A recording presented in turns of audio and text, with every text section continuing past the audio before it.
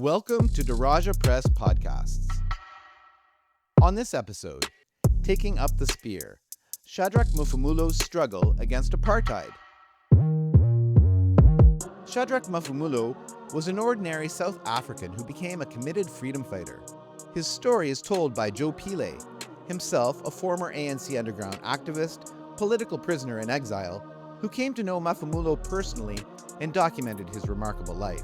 He was a genuine freedom fighter that had struggled greatly, had been imprisoned, was tortured twice, never gave up the struggle. In this conversation, Amandla Radio's Doug Miller speaks with Joe Pillay about both the brutality of apartheid and the determination of those who fought to end it. This interview was originally recorded for CKUT-FM in Montreal. I'm Doug Miller, here today with Joe Pillay in Edmonton. Good day, Joe, and welcome to Amandla Radio.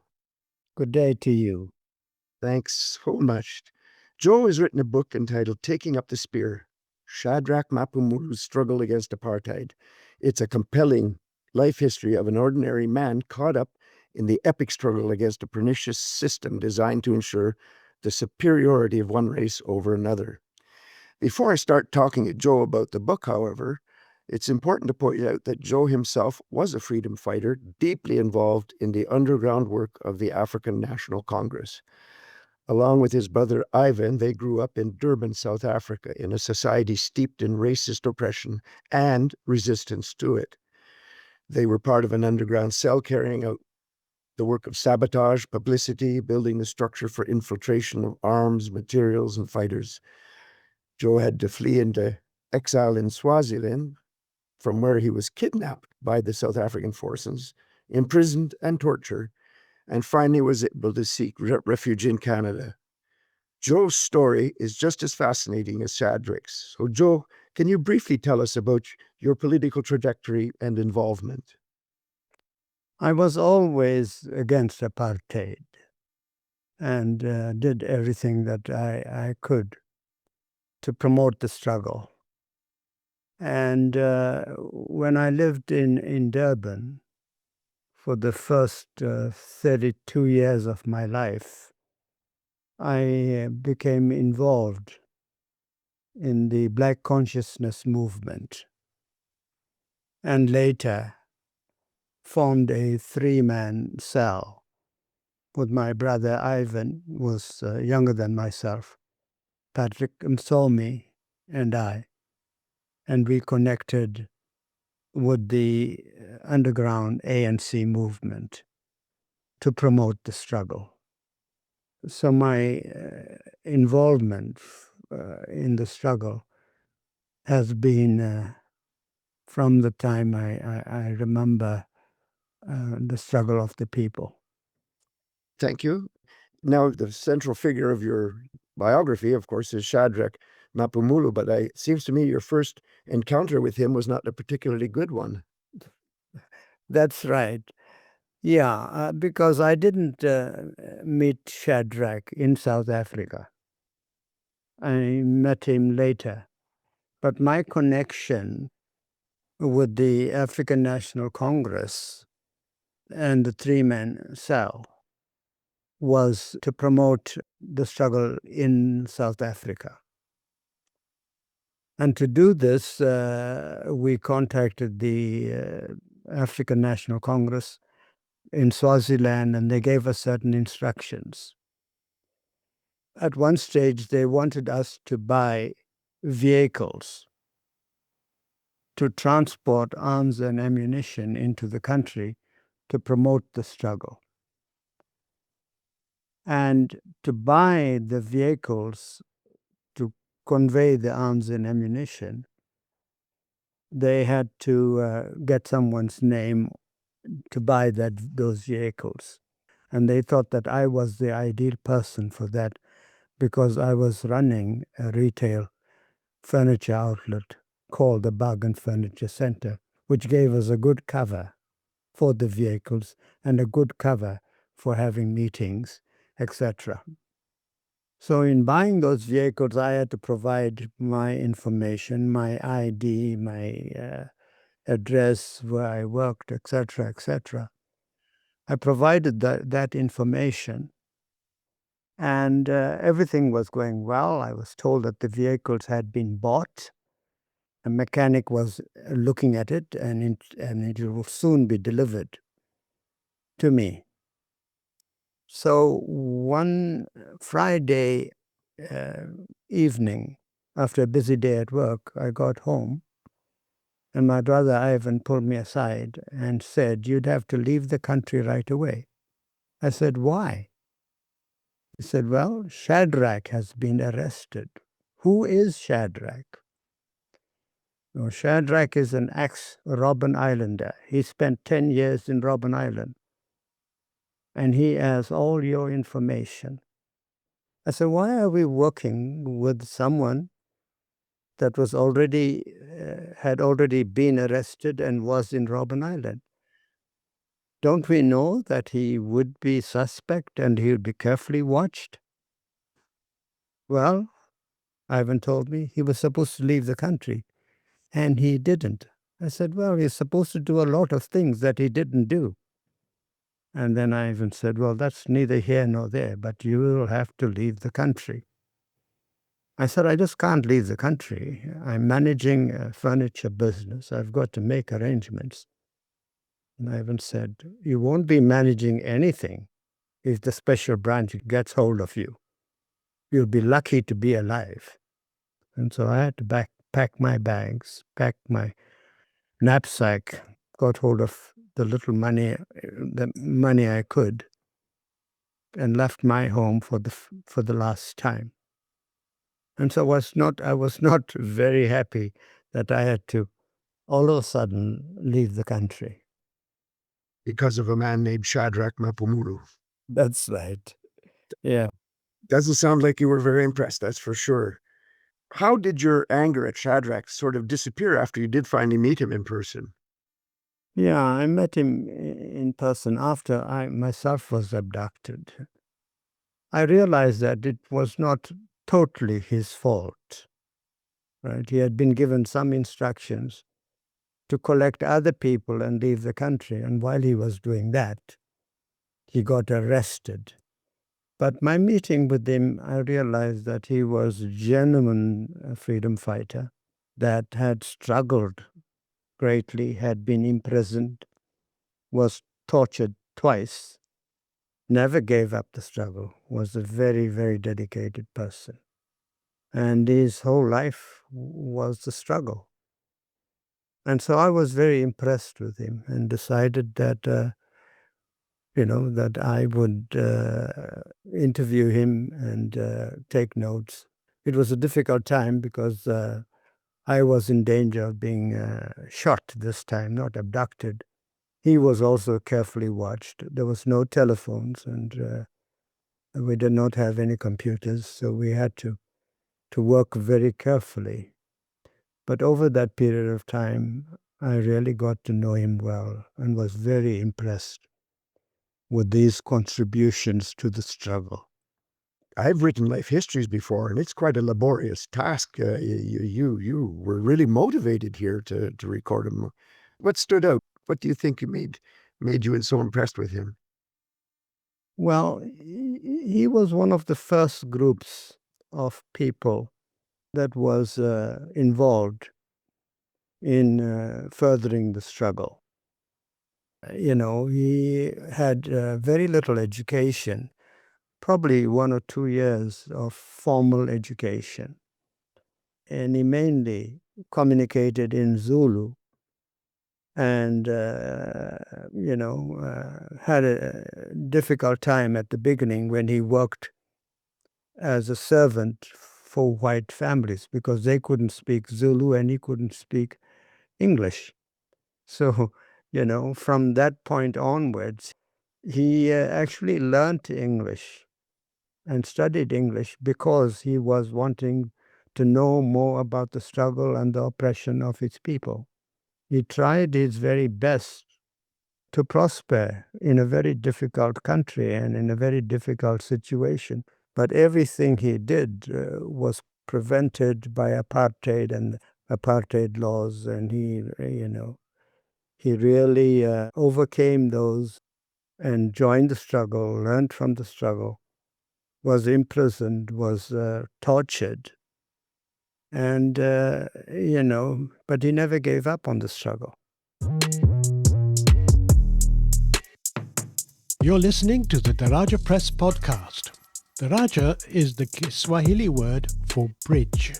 As its name suggests, Daraja Press seeks to build bridges, especially bridges of solidarity between and amongst movements, intellectuals, and those engaged in struggles for a just world. Check out our other episodes, books, and more at darajapress.com. So now let's get back to the show. So many young Zulu men, they just shrug and say that's the way it is, and they go to work in the system, or they actually get involved in it one way or the other. What do you think was behind his drive, his motivation to work so hard to fight it?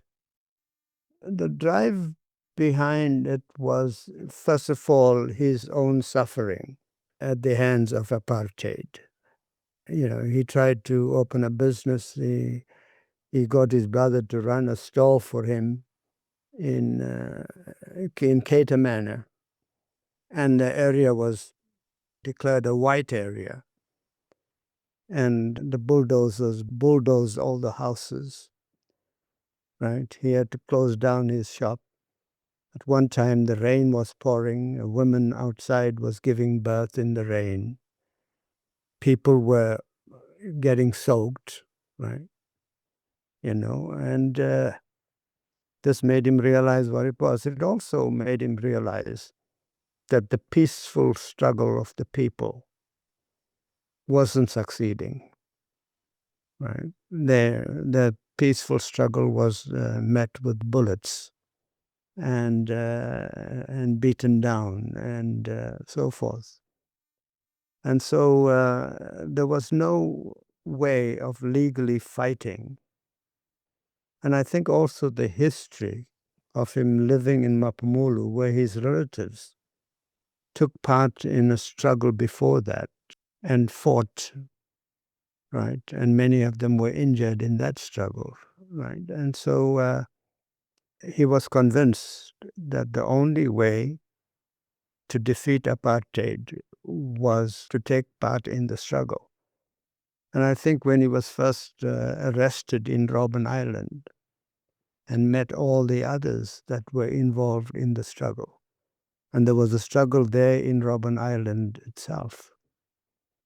And when he learned of their struggle, their philosophies, there was a camaraderie formed that even after he was released, that he embarked on the struggle again, was tortured again, was house arrested, was banned, but he never gave up.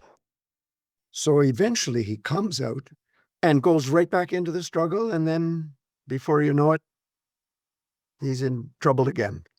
Right. Yeah. He's arrested again. And in South Africa, you had what was called the 90 days law, when the police could arrest anybody that they were suspicious of.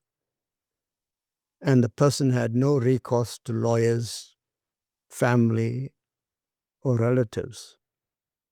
Right? They were in solitary confinement.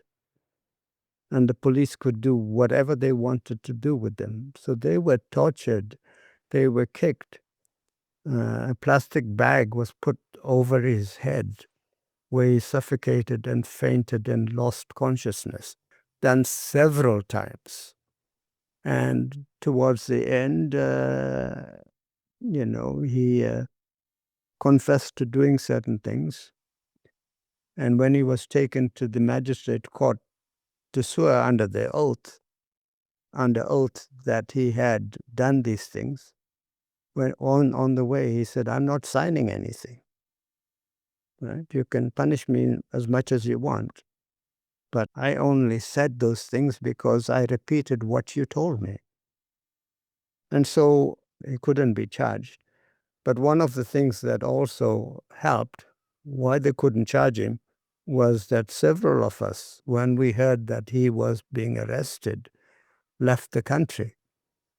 So there was no witnesses against him. But they did punish him, and he was still detained for a few years, but then escaped into Swaziland. And their tragedy didn't leave him behind again. I mean, it was a terrible way that things ended. Yes, yeah. It was around the end of 1986, right? When I had already got the materials for the book. Towards the end of 1986, he was taking care of his 3 sons. His wife was a nurse, and whenever she worked night shift, taking care of the sick and the injured, Shadrack was solely responsible for his 3 sons, and he was taking care of them. The South Africans raided Babane, the capital of Swaziland, and Manzini. And when they attacked his flat, his apartment, he hid the children and made sure that they were safe. But the South Africans shot him and carried him and dumped him into the boot of a car and transported him. Along the way, he was transferred into a van with no medical care, with no one to care for his wounds. He bled to death. Oh my gosh, tragic. Did they ever recover his body? Yes, he bled to death, right? And the South African police had him buried secretly, with bogus relatives. When his family came to know about it, they applied for his body to be exhumed and reburied. Their application was successful, and he was to be buried in Chesterfield. His mother and relatives and friends were on their way to the funeral in a chartered bus. But on the way, they didn't quite make it because the bus was halted. The bus was halted.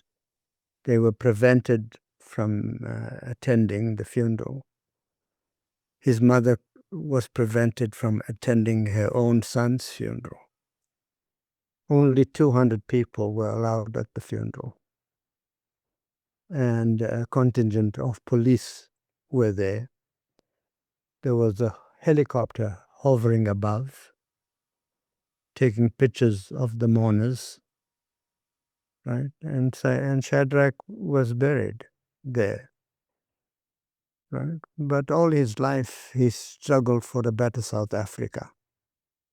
And why do you think it would be important for people to read his stories, but particularly Canadians?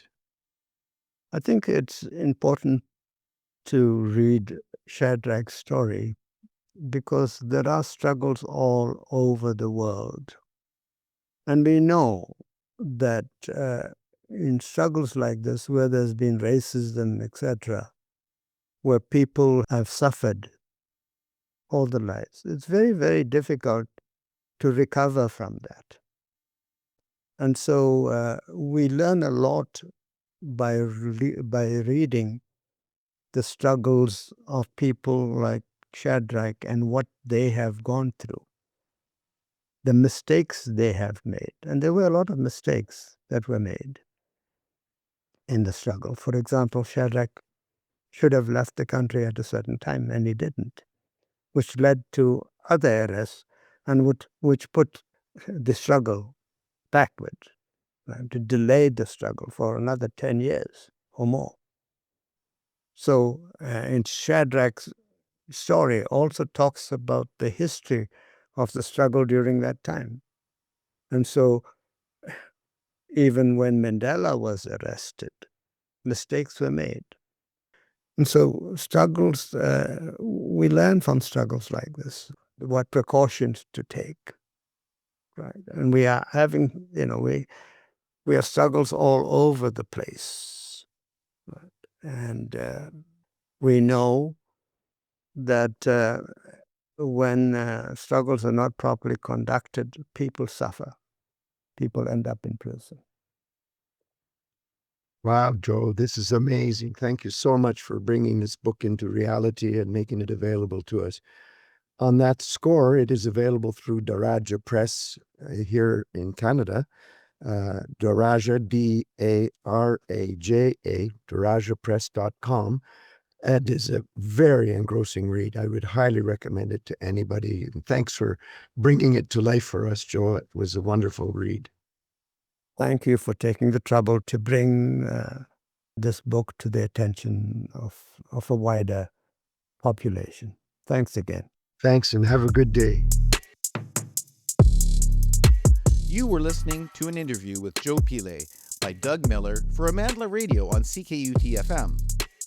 His book, Taking Up the Spear, is available on Daraja Press at darajapress.com. Produced by Pierre Loisel, Doug Miller, and Feroz Manji. Music by Arlo Maverick. Thanks for listening.